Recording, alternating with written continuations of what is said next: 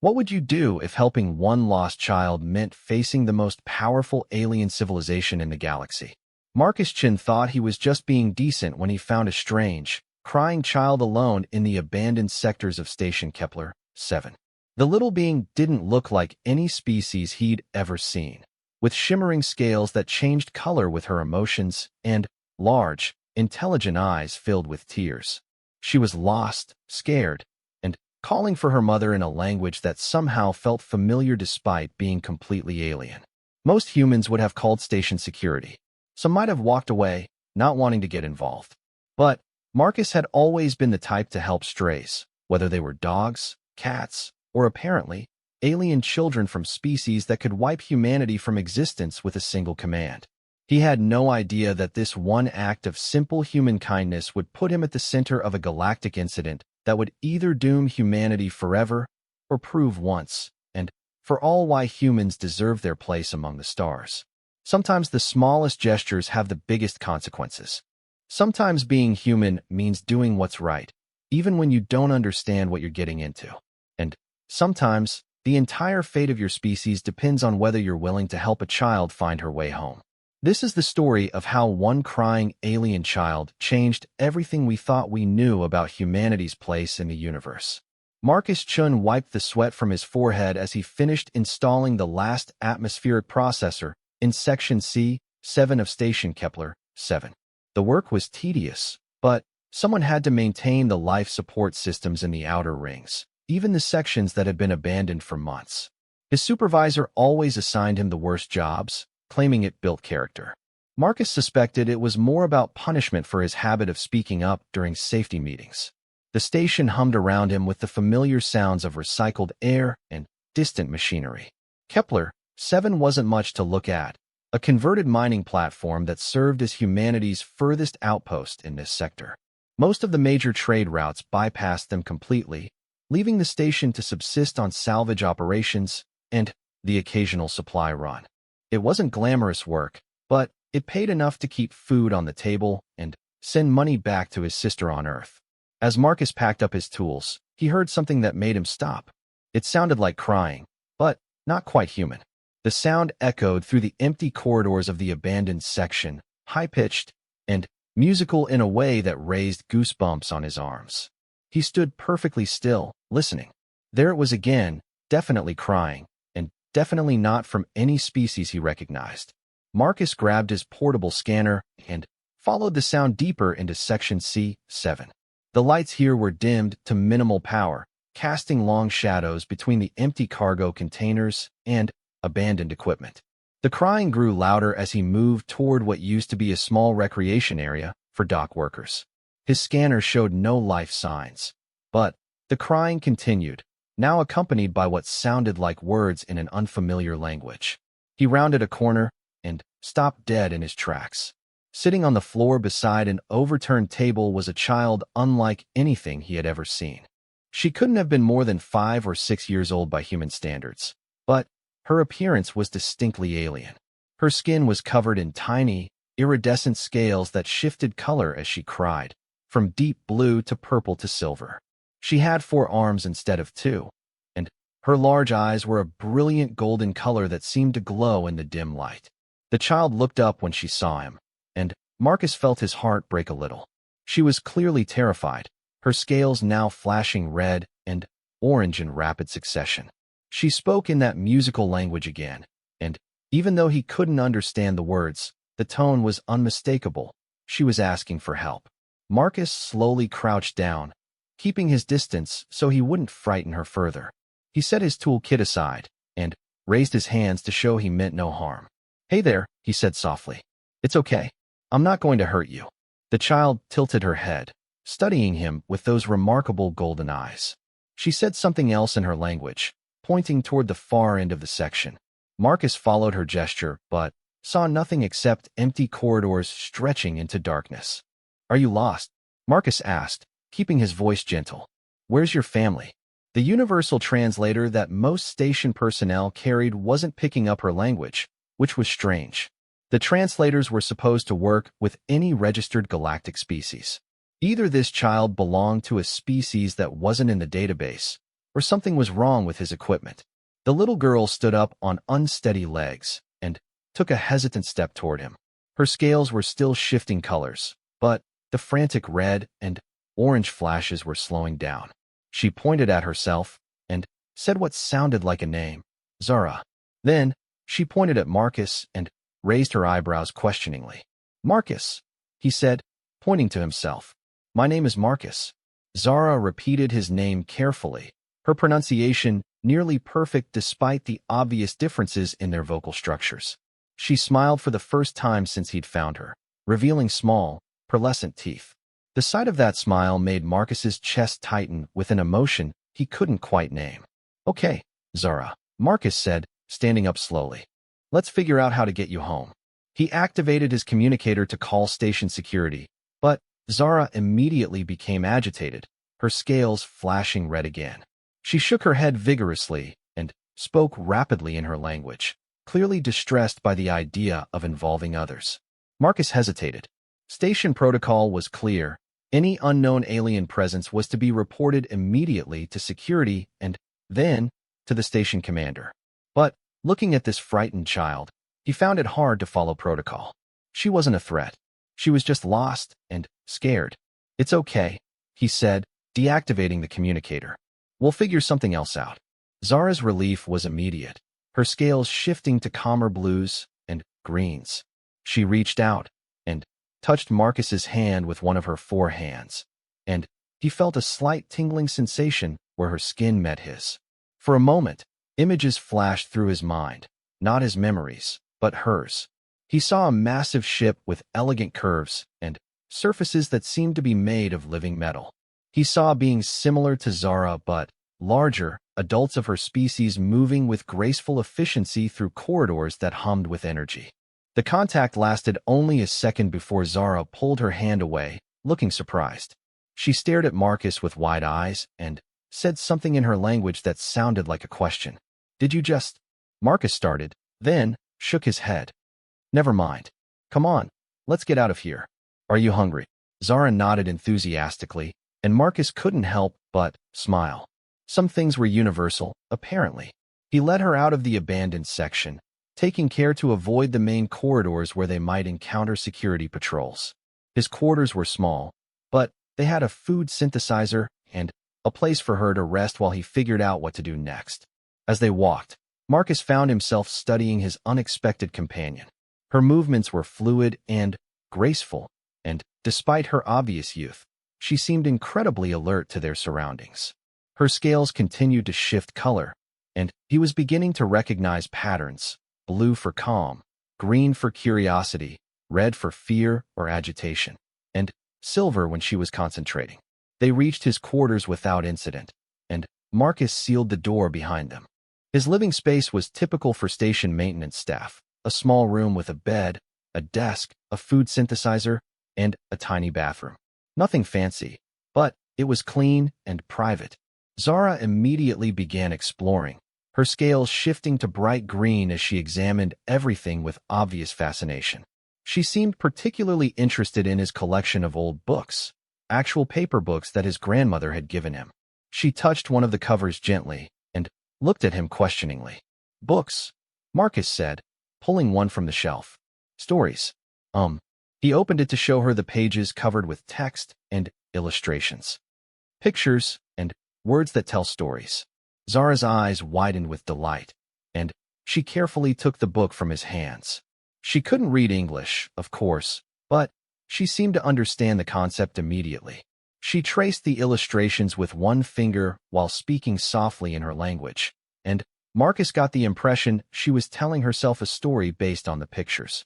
While she was occupied with the book, Marcus programmed the food synthesizer for something simple: bread and protein paste with synthesized fruit. It wasn't gourmet, but it was nutritious and safe for most carbon-based life forms.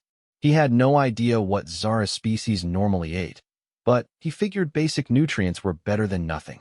When he turned around with the food, he found Zara sitting on his bed with the book in her lap, but she wasn't looking at it anymore. Instead, she was staring at the small window that looked out into space. Her scales had shifted to a deep purple, and Marcus could see tears in her golden eyes again. He set the food on his desk and sat down beside her carefully. "You miss your family," he said. It wasn't really a question.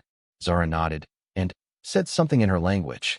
Then, to his surprise, she placed her hand on his arm again. This time the mental contact was stronger and more controlled. He saw images of what he assumed were her parents, tall, elegant beings with the same iridescent scales and golden eyes. He saw a younger version of Zara playing with other children of her species in a garden that seemed to be made of living light. He saw her fear when something went wrong, when she found herself alone and lost. When the contact ended, Marcus felt tears in his own eyes. "I'm sorry," he said. "I don't know how you got here or where your family is, but I promise I'll help you find them." Zara smiled through her tears and patted his arm gently. She said something in her language that he was beginning to recognize as "thank you." They shared the simple meal in comfortable silence, with Zara examining each bite carefully before eating it. She seemed to find human food acceptable, if not particularly exciting. After they finished eating, Marcus pulled up the station's database on his desk terminal. "Let's see if we can figure out what species you belong to," he said, more to himself than to her. He scrolled through hundreds of registered galactic species, but none of them matched Zara's appearance.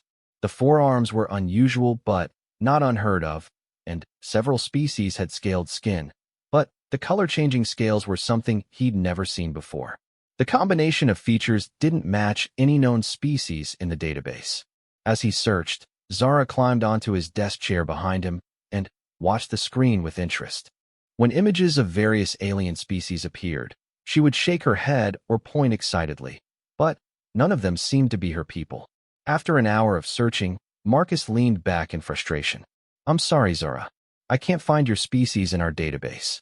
Maybe they're from outside this sector, or maybe they just haven't made contact with the Galactic Council yet."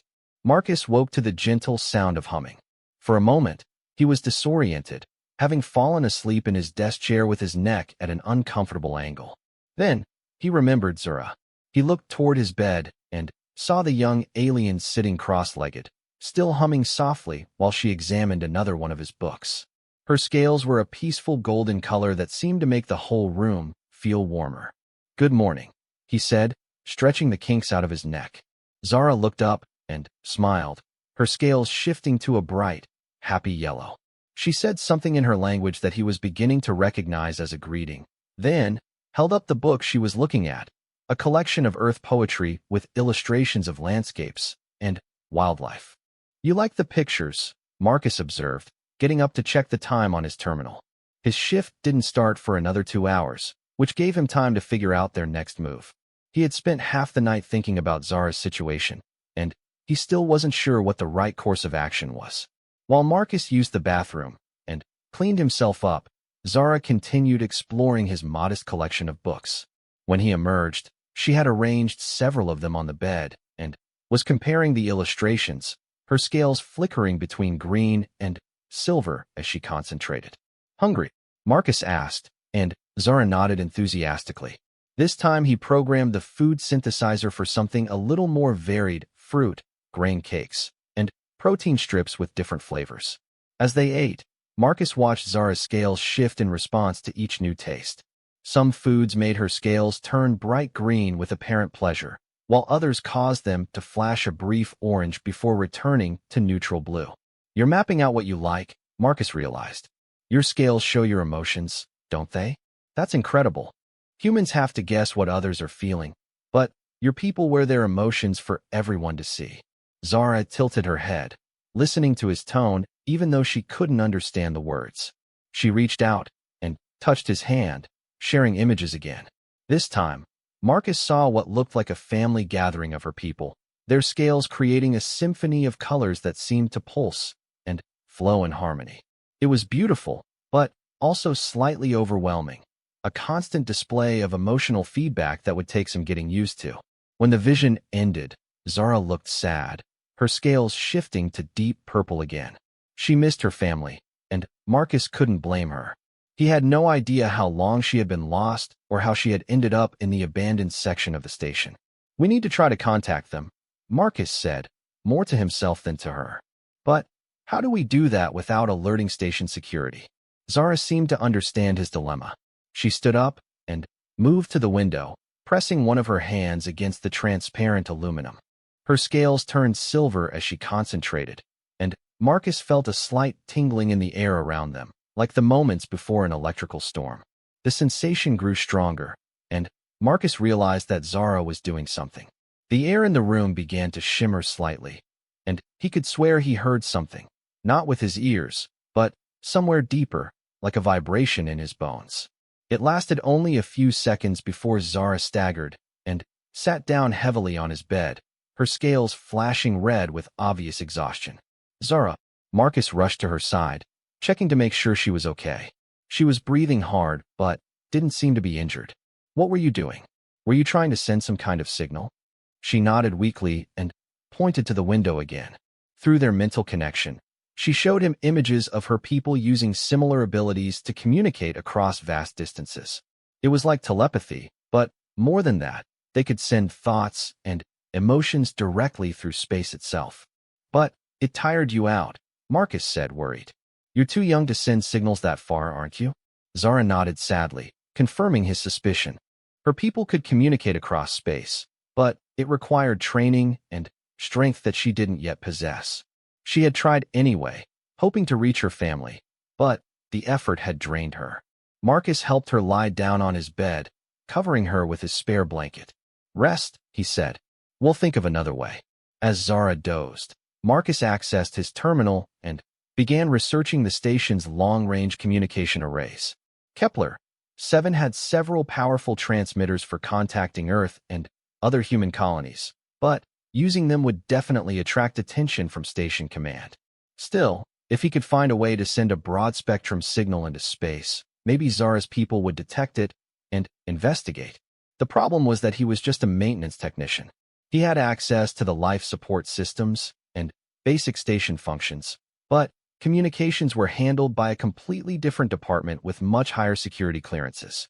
Getting access would require help from someone with more authority, which meant revealing Zara's presence.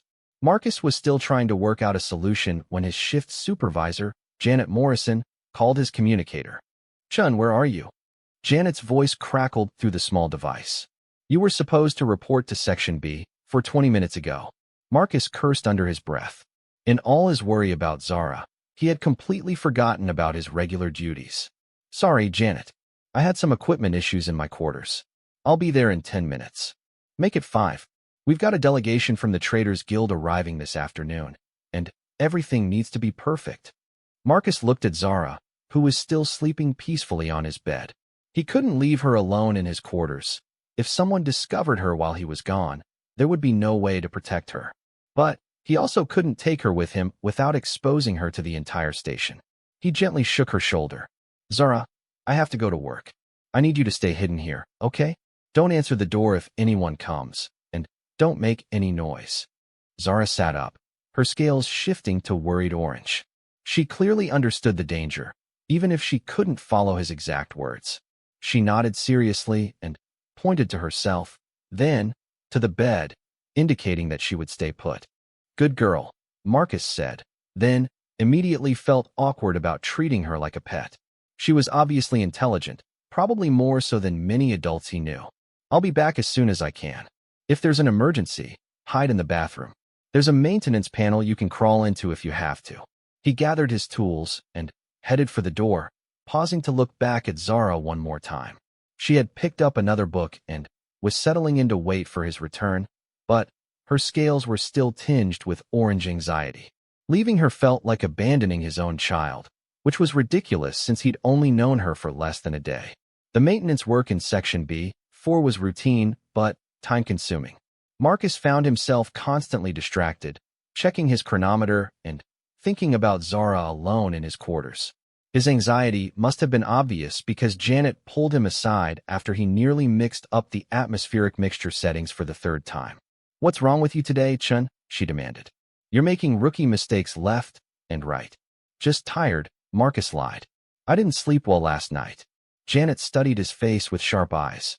She was a tough supervisor, but fair, and she had always been good at reading her crew's moods. Is there something I should know about? Personal problems? Health issues? Marcus almost told her everything right then. Janet was pragmatic and intelligent, and she might be able to help him figure out what to do about Zara. But the risk was too great. If he guessed wrong about her reaction, Zara could end up as a specimen in a lab or worse. "I'm fine," he insisted. "Just need more coffee." Janet didn't look convinced, but she let it go. "Well, get your head on straight. The Traders Guild delegation is important, and I don't want any screw-ups on my watch." The afternoon dragged on endlessly. Marcus completed his assigned tasks with mechanical precision while his mind raced through possible solutions to Zara's situation. He needed to find a way to contact her people without alerting station security, but every option he considered seemed to require resources or authority he didn't have. It was during his break that inspiration struck. The Traders Guild delegation that Janet had mentioned, they would have their own ships, their own communication arrays, and, most importantly, they would be independent of station command. If he could somehow convince one of the traders to help, they might be able to send a signal without going through official channels. The problem was approaching a trader without arousing suspicion. The guild was notoriously paranoid about security and business secrets. They wouldn't help a random maintenance worker unless they saw something in it for themselves. Marcus was still working out the details when he finally returned to his quarters that evening. He palmed the lock and stepped inside, immediately looking for Zara. She wasn't on the bed where he had left her, and for a moment his heart stopped. "Zara," he called softly. A small panel near the floor opened, and Zara emerged from the maintenance crawl space he had showed her. Her scales were flashing multiple colors rapidly: relief, excitement, and something else he couldn't identify. She rushed to him and grabbed his hand, immediately sharing a mental image. Marcus saw the view from his window, but hours earlier, a ship had passed by the station, not a human vessel, but something sleek and organic-looking with the same living metal appearance he had seen in Zara's memories of her people's ships. The ship had paused near the station for several minutes before moving on, clearly searching for something. "Your people," Marcus breathed. "They're looking for you. They're in this system." Zara nodded enthusiastically, her scales now a brilliant golden yellow. She pointed to the window and spoke rapidly in her language, obviously trying to explain something important. Marcus felt a mixture of hope and terror. If Zara's people were already searching for her, it meant they cared enough to send ships to find their lost child. But it also meant that time was running out. If they found the station and discovered that humans had been hiding Zara, the consequences could be catastrophic. "We have to get you back to them," Marcus said, pacing around his small room. "But how? I can't just walk you out to the docking bay and hope they show up." Zara watched him pace, her scales shifting to thoughtful silver. Then she moved to his terminal and pointed at the screen, speaking in her musical language.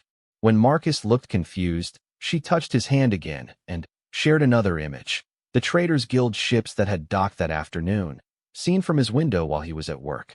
"You watched them arrive," Marcus realized. "You're thinking the same thing I was, using their communication systems." Zara nodded, but then her scales shifted to worried orange as she shared another concern. Through their mental link, Marcus saw her understanding of how dangerous this was for him. If he helped her escape and was caught, he would face serious consequences. Her people wouldn't be able to protect him if station security decided he was a threat. "I know it's dangerous," Marcus said gently, "but I can't just leave you here. You're a child, and you're lost. Where I come from, we don't abandon children, no matter who they are or where they come from." Zara's scales shifted to a warm golden color, and she smiled at him with such trust and gratitude that Marcus felt his chest tighten again.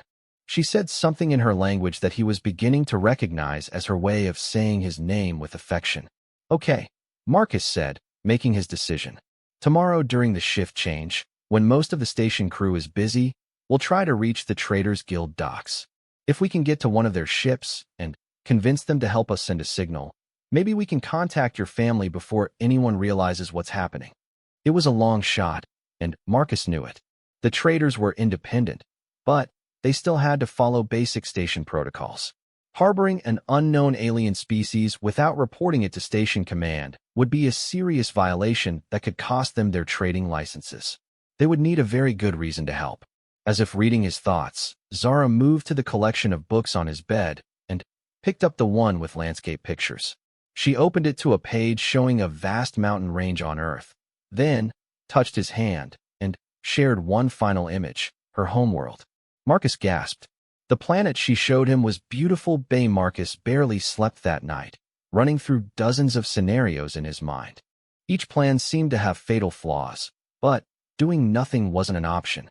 Zara's people were searching for her, and if they found the station without knowing she was safe, the encounter could end very badly for everyone involved.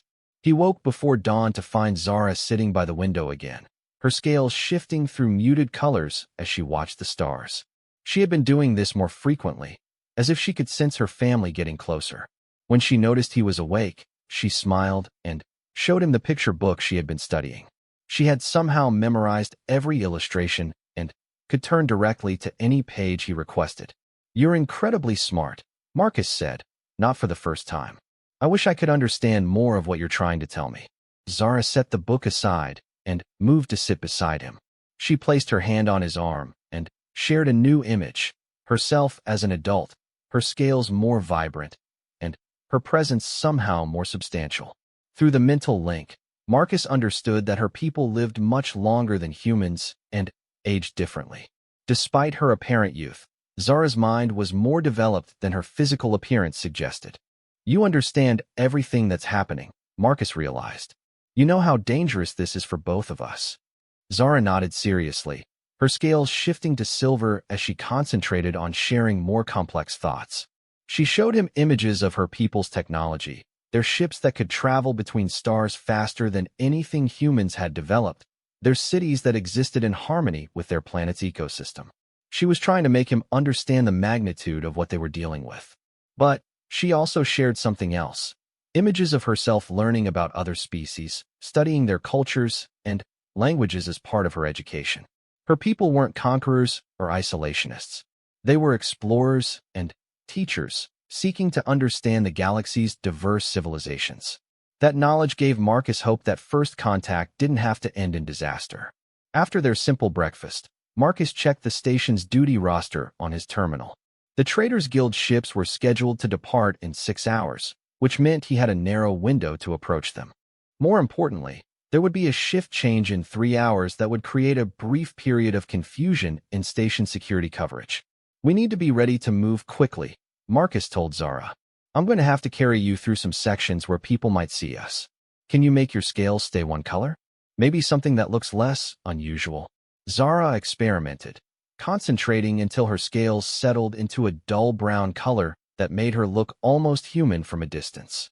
The effect was clearly difficult for her to maintain. Her natural expressiveness was being suppressed, but she managed to hold it steady for several minutes. "Perfect," Marcus said. "I'll wrap you in a maintenance tarp and say you're a piece of equipment I'm transporting to the guild ships. It's not much of a disguise, but it should get us past casual observation." While they waited for the shift change, Marcus used his access codes to study the layout of the Traders Guild docking area. The merchants had rented 3 berths on the station's lower level, and their ships were arranged in a triangular formation that would provide some privacy from the main station corridors. If he could reach the central ship without being detected, he might be able to make contact with the traders. The ship manifest showed that the central vessel was registered to Captain Elena Vasquez, an independent trader with an excellent reputation and a clean record with station security. More importantly, her crew included a communications specialist rated for long-range interstellar contact. If anyone could help them send a signal to Zara's people, it would be Vasquez's crew. At exactly 1400 hours station time, Marcus wrapped Zara in a maintenance tarp and lifted her carefully. She was lighter than he expected, her alien physiology apparently optimized for efficiency. He could feel her tension through the fabric, but she remained perfectly still as he carried her through his quarters and into the corridor. The shift change was proceeding on schedule, with day crew members heading to their quarters while evening shift workers took their positions. Marcus timed his movement to coincide with the busiest part of the transition, when the corridors were full of people focused on their own destinations. He took a maintenance lift down to the lower levels, using his technician access codes to bypass the standard passenger routes. Zara remained motionless throughout the journey, but he could feel her breathing quicken as they approached the docking area. The Traders Guild section was guarded by 2 security officers, but they knew Marcus by sight and barely glanced at his supposed equipment transport.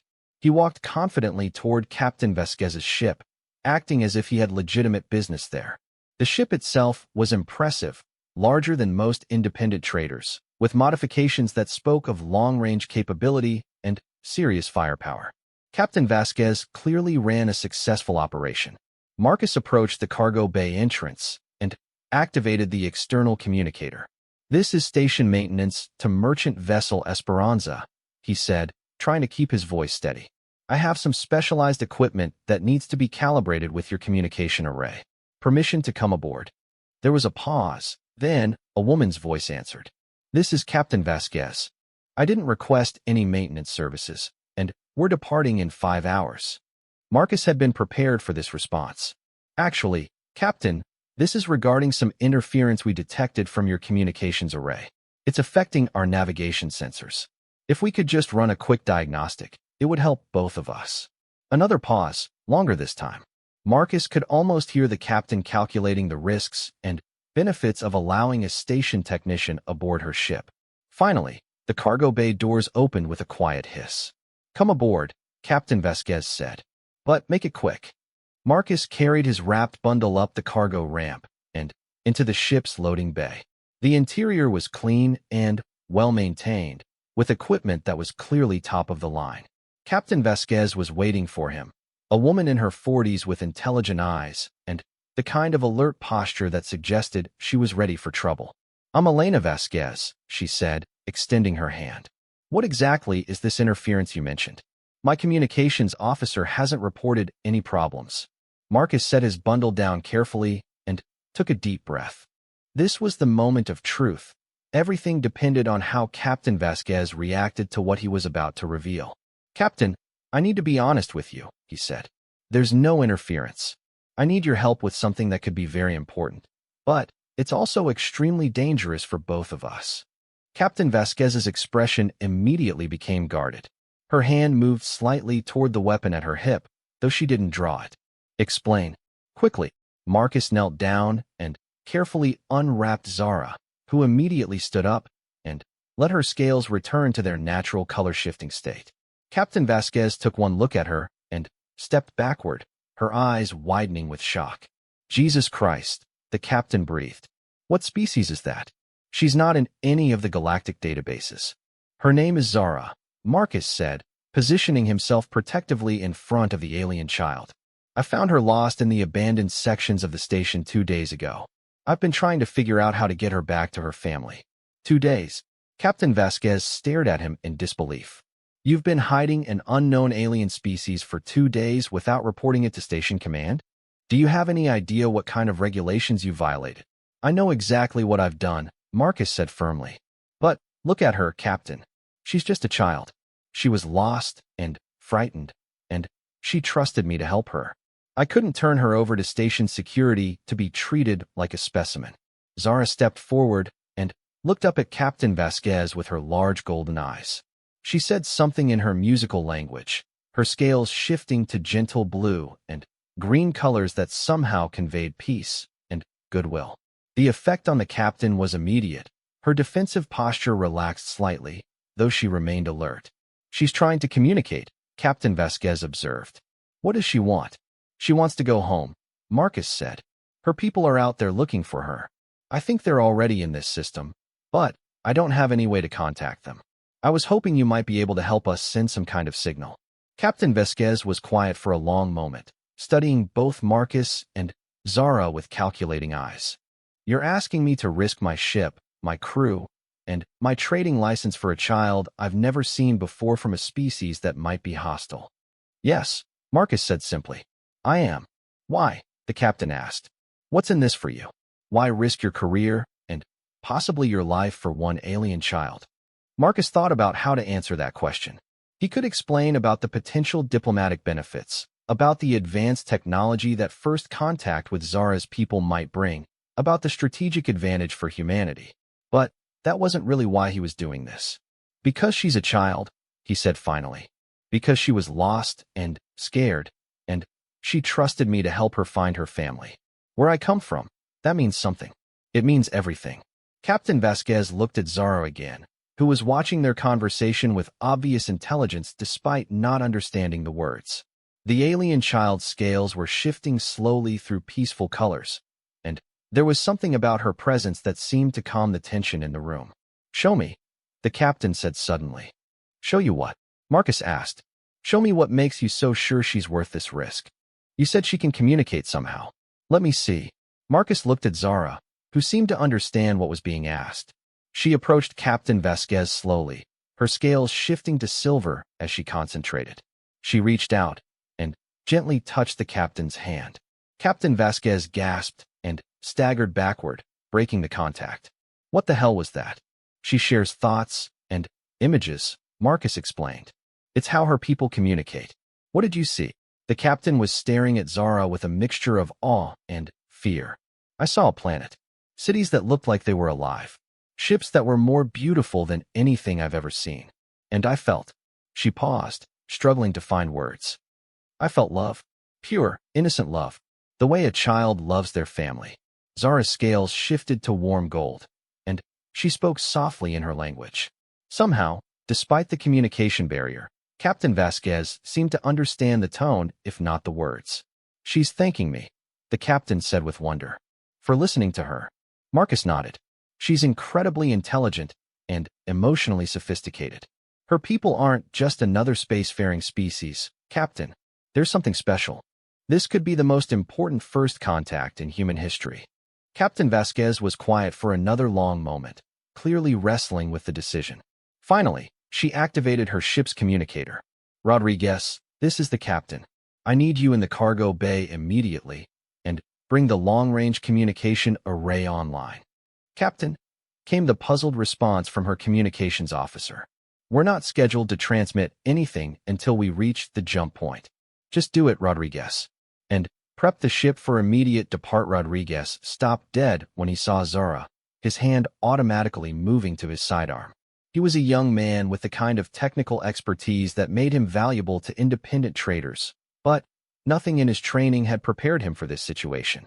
"Captain," he said slowly, never taking his eyes off Zara, "please tell me there's a reasonable explanation for why we have an unknown alien aboard our ship."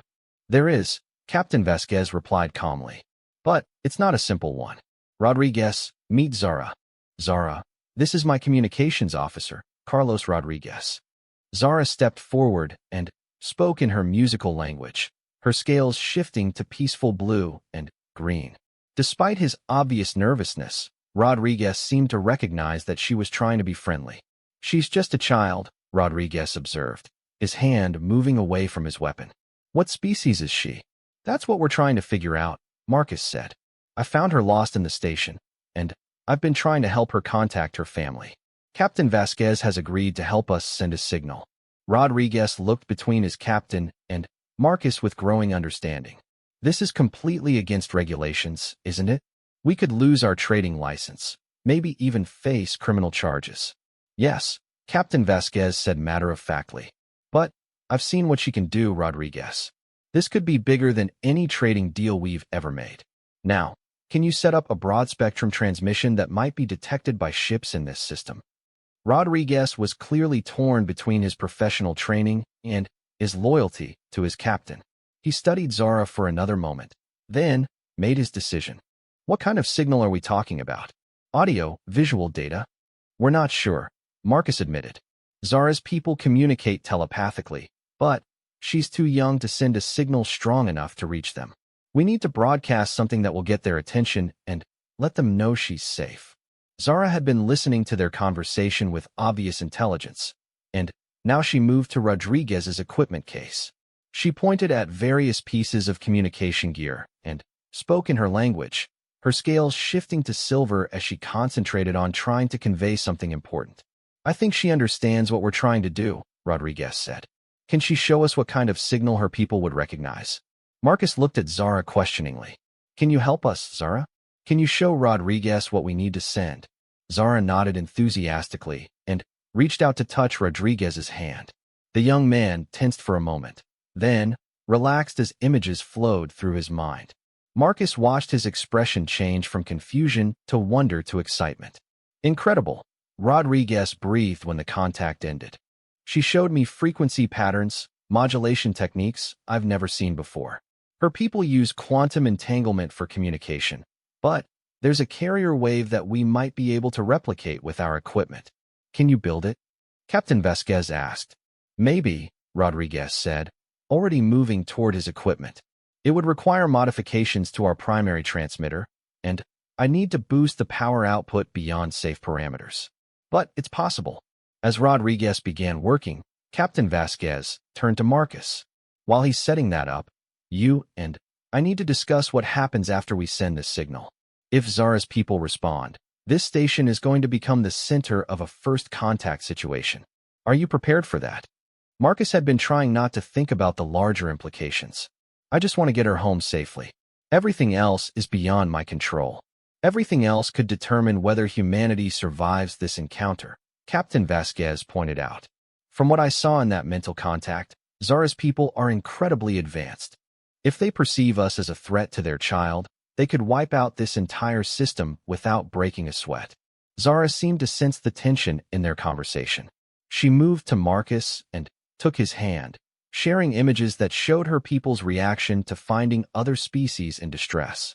Instead of conquest or domination, Marcus saw rescue operations, medical assistance, and careful diplomatic contact. Zara's people weren't aggressors, they were protectors. They're not violent, Marcus said, sharing what he had seen with Captain Vasquez. They help other species. They're explorers and teachers, not conquerors. I hope you're right, the captain replied. Because we're about to bet everyone's lives on that assumption. Rodriguez worked for 2 hours, modifying the ship's communication array with components from backup systems and emergency equipment. Zara stayed close to him throughout the process, occasionally touching his hand to share technical insights that helped him refine the modifications. By the time he finished, the young engineer was looking at the alien child with genuine admiration. She understands technology in a way that's almost intuitive, Rodriguez told Captain Vasquez. Some of the concepts she shared with me are decades ahead of anything we've developed. Her people must have a completely different approach to science and engineering. Is the transmitter ready? Marcus asked anxiously. He had been checking his chronometer constantly, aware that the longer they delayed, the greater the risk of discovery by station security. It's ready, Rodriguez confirmed. But, Marcus, you need to understand something. Once we send this signal, every ship in the system will detect it. We won't be able to hide what we've done. Marcus looked at Zara, who was watching him with complete trust despite understanding the risk they were all taking. Her scales were shifting slowly through golden colors, and he could feel her gratitude and hope through their mental connection. Do it, he said. Rodriguez activated the modified transmitter, and immediately the ship's systems began registering power fluctuations. The signal they were broadcasting was unlike anything in standard galactic communication protocols, a complex pattern of quantum frequencies that seemed to pulse with almost living rhythm. For 10 minutes, they transmitted continuously while monitoring space around the station for any response. Marcus found himself holding his breath, afraid to hope, but unable to stop himself from imagining Zara's reunion with her family. Then, Rodriguez's equipment suddenly came alive with activity. Captain, he called out excitedly. I'm reading multiple contacts approaching our position. Fast contacts, faster than anything in our database. Captain Vasquez moved to the sensor display, her expression becoming grim.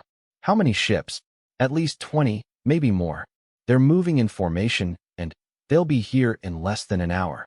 Marcus felt his stomach drop. 20 ships? I thought maybe 1 or 2 would come looking for her. Zara had moved to the porthole in the cargo bay and was looking out at the stars with an expression of joy that made her scales glow like miniature suns. She spoke rapidly in her language, pointing excitedly at the approaching contacts on Rodriguez's screen. She recognizes them, Marcus realized. Those are her people. 20 advanced alien warships are heading straight for this station. Captain Vasquez said grimly. Even if they're peaceful, Station Command is going to view this as an invasion force. They'll activate the defense grid and call for military support from Earth. The implications hit Marcus like a physical blow. Station Kepler-7's automated defense systems would target any unidentified ships that approached without proper clearance codes. If Zara's people didn't know about the defenses, they could be fired upon before anyone had a chance to explain the situation. We have to warn them, Marcus said.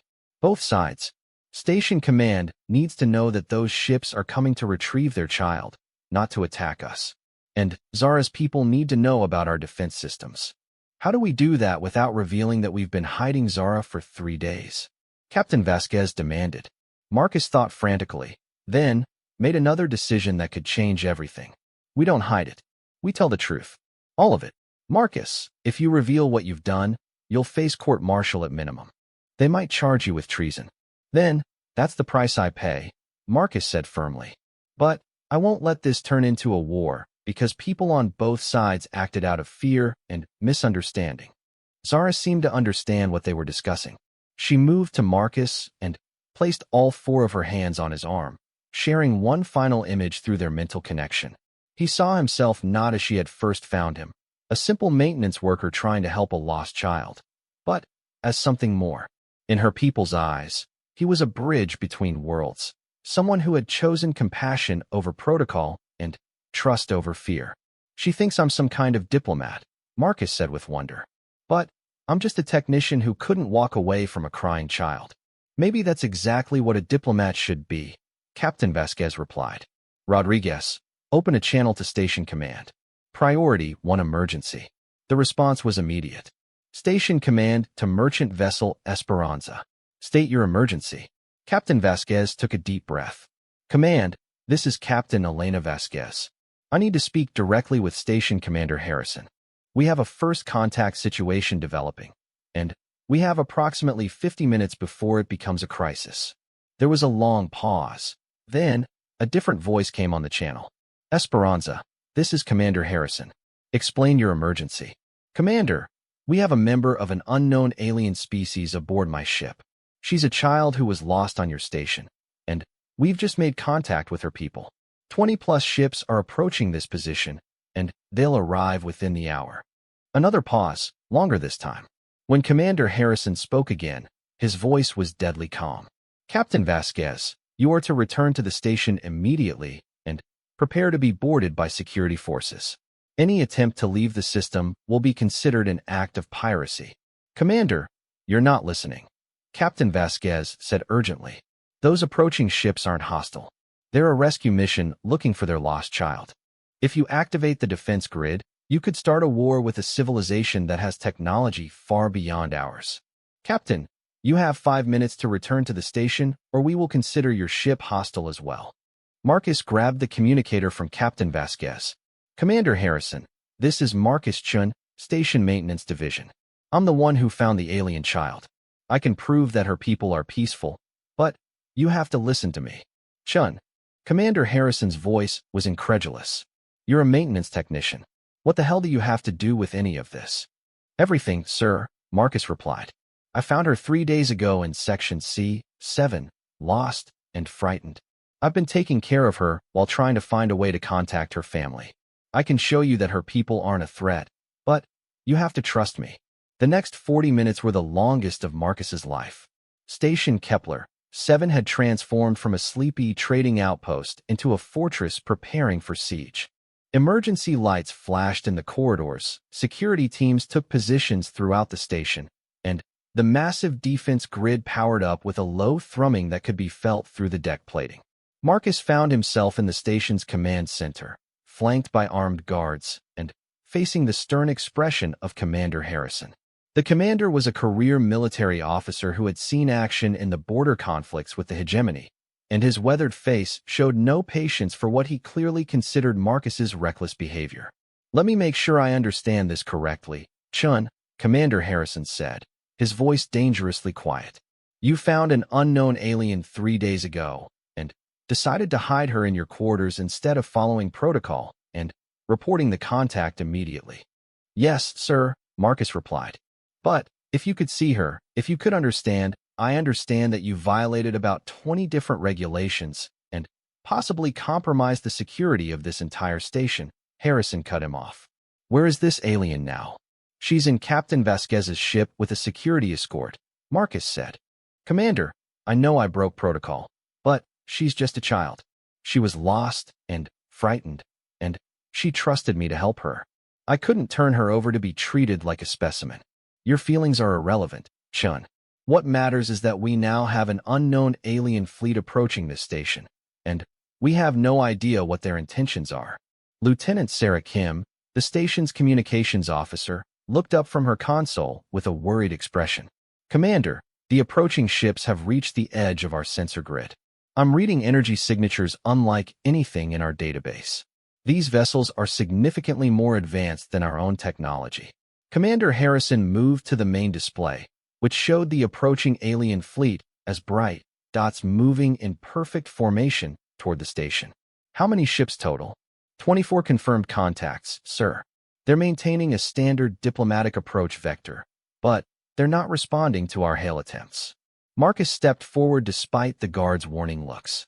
Commander, they might not understand our communication protocols. Their species uses telepathic communication primarily. They probably don't recognize our radio signals as attempts to talk. And how exactly would you know that, Sean? Harrison demanded. Because she showed me. The alien child, Zara.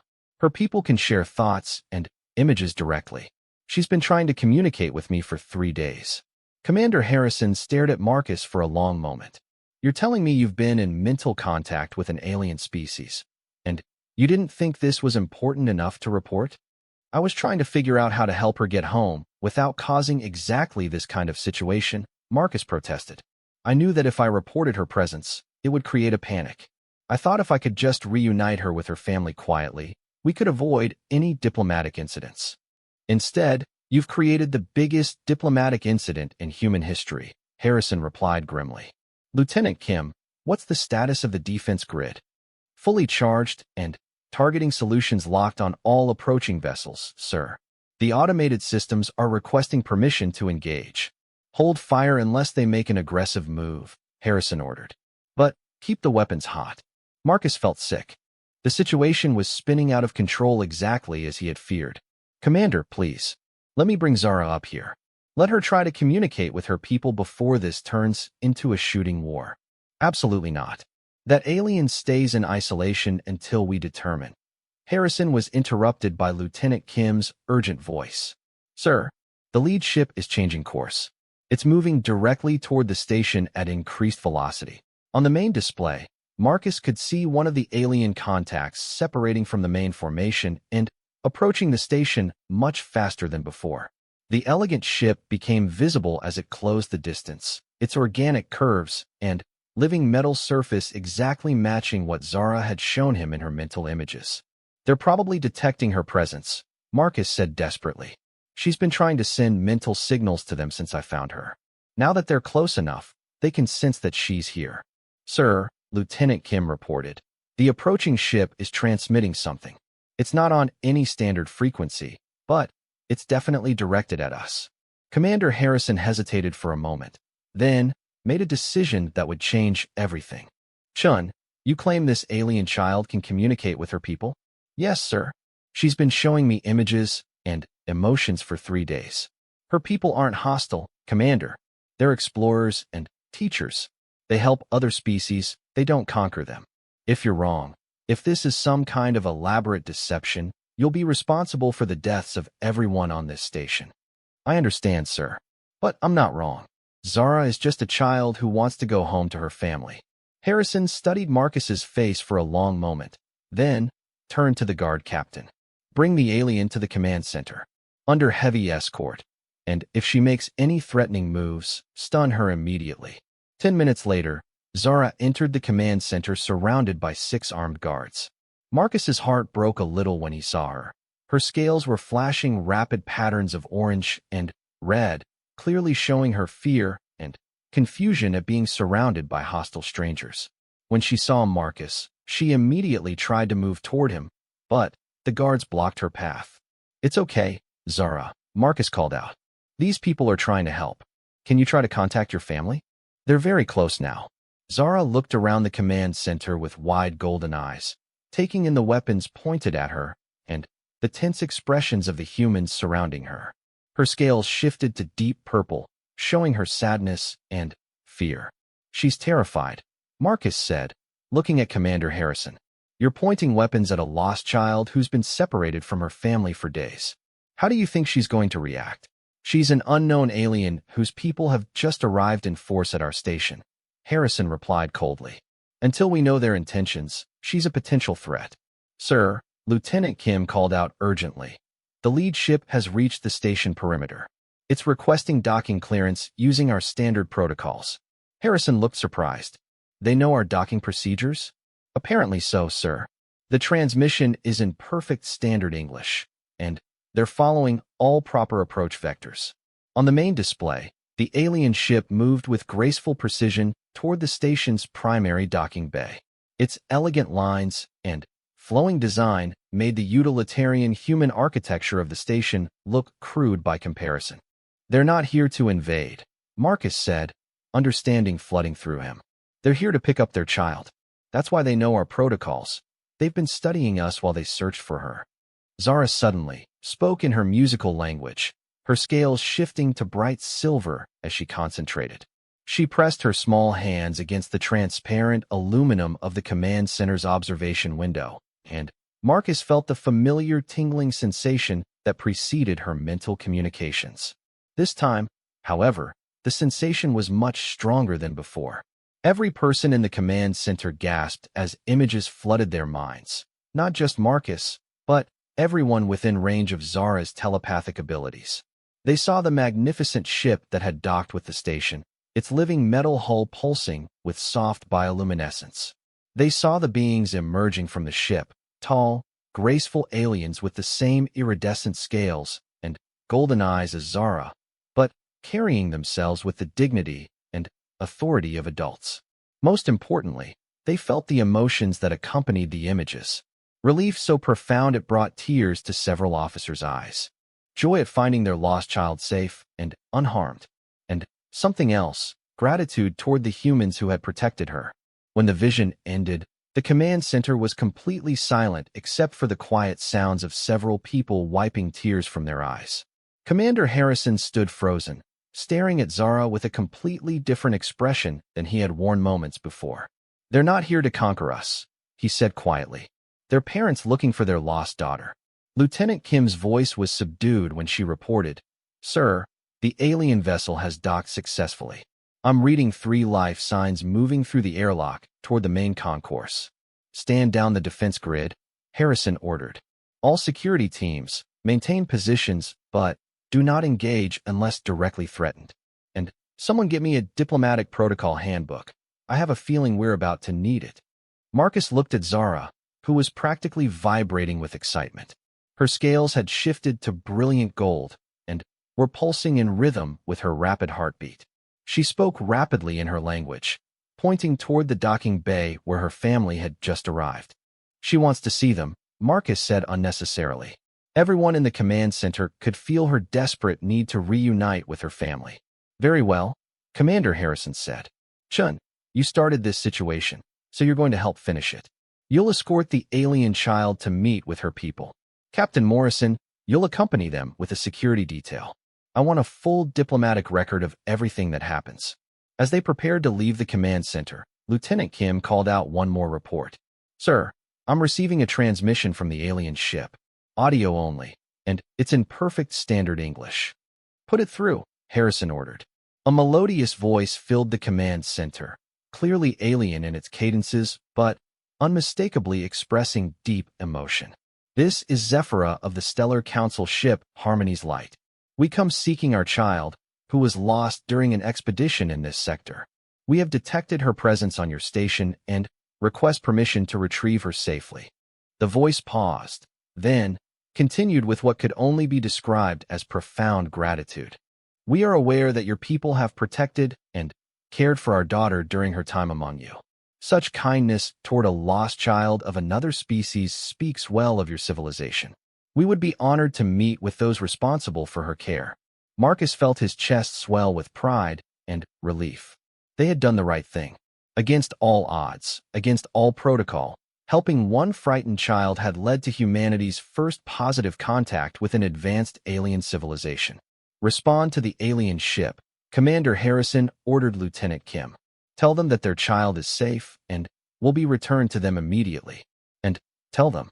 He paused, looking at Marcus with what might have been respect. Tell them that the human responsible for her care will personally escort her to the reunion. As they left the command center, Marcus walking beside Zara while she practically danced with excitement. He reflected on how much had changed in just 3 days.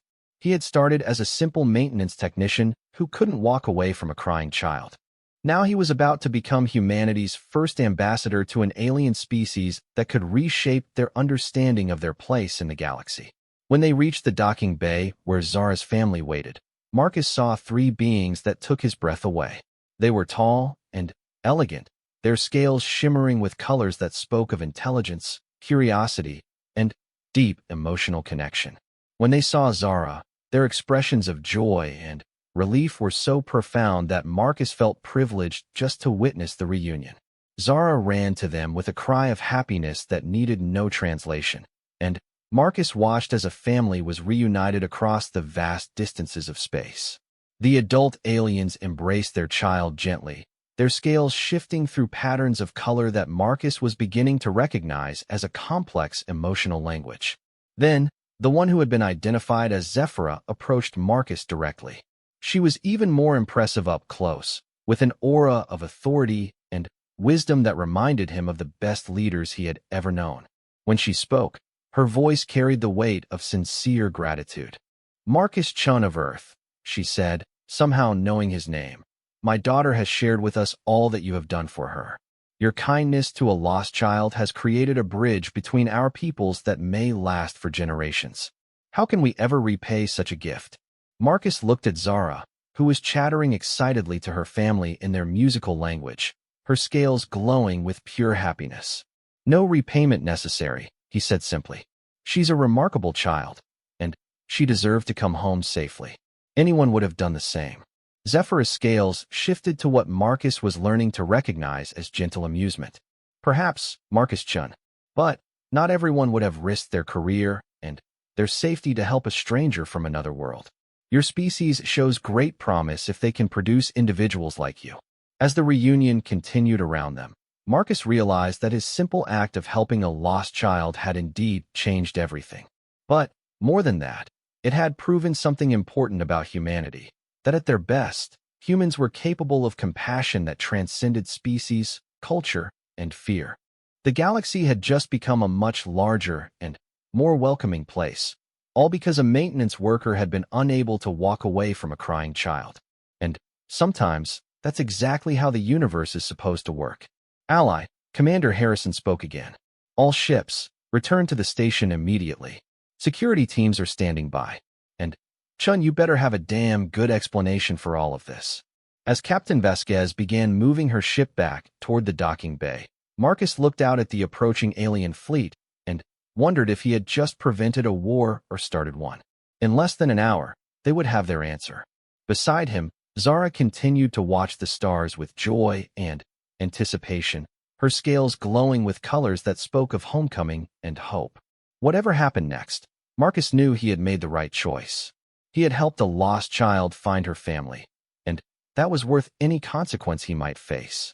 The future of human-alien relations was about to be decided by whether a maintenance worker's faith in doing the right thing could overcome the fear and suspicion that had kept civilizations apart for so long. Or if necessary. Marcus felt his heart racing as footsteps approached the cargo bay. This was either the beginning of a solution or the moment when everything fell apart. "Marcus," Captain Vasquez said, using his name for the first time. "I want you to understand something. If this goes wrong, if Zara's people turn out to be hostile, or if Station Command decides we're all traitors, I'm going to make sure you face the consequences alongside me." "I understand," Marcus said, "and I accept that responsibility." "Good," the captain replied, "because we're about to find out if helping one lost child is worth gambling the future of human civilization." The cargo bay doors hissed open as Rodriguez entered, and Marcus realized there was no turning back now. They were committed to a course of action that would either save Zara and potentially create a new era of human-alien cooperation or destroy everything they had ever worked for. As Zara looked up at him with trust and gratitude shining in her golden eyes, Marcus knew he had made the right choice, regardless of the consequences. Some things were worth any risk. On description, with cities that looked like they were grown rather than built, and landscapes that seemed to shift and flow like living art. But, more than that, he could sense the technology level represented by such architecture. Zara's people weren't just another spacefaring species. They were incredibly advanced, possibly more so than any civilization humans had ever encountered. If he could successfully reunite Zara with her family, it wouldn't just be a humanitarian act. It would be first contact with a potentially powerful ally, the kind of relationship that could change humanity's position in the galaxy forever. That might be incentive enough for the traders to take the risk. Tomorrow, Marcus said, more to himself than to Zara. Tomorrow we try to get you home. As they prepared for another night of waiting, Marcus couldn't shake the feeling that tomorrow would determine not just Zara's fate, but possibly the fate of every human in the galaxy. He was about to bet everything on the hope that doing the right thing would lead to the right outcome. Sometimes that's all anyone can do.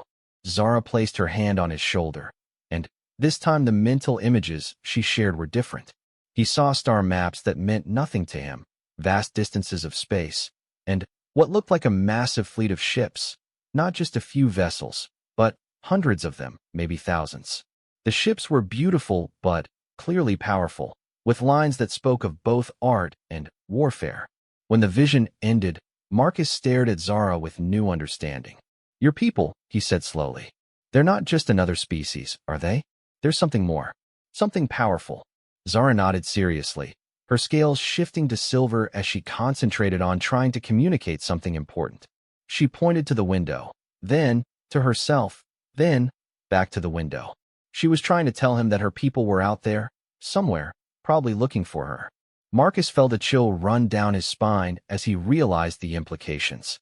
If Zara's people were as powerful as her mental images suggested, and if they discovered that humans had found their lost child, the encounter could go very badly for humanity.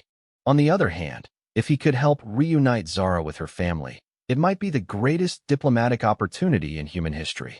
Either way, he was way out of his depth.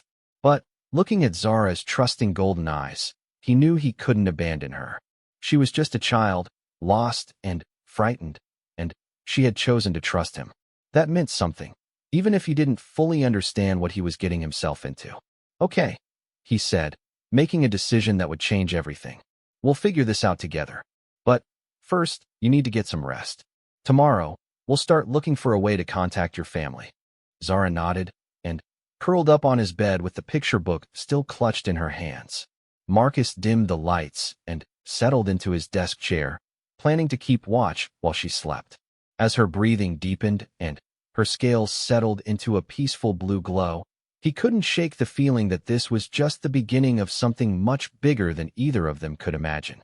Outside the small window, the stars continued their eternal dance, unaware that the fate of entire civilizations might depend on one human's decision to help a crying alien child find her way home.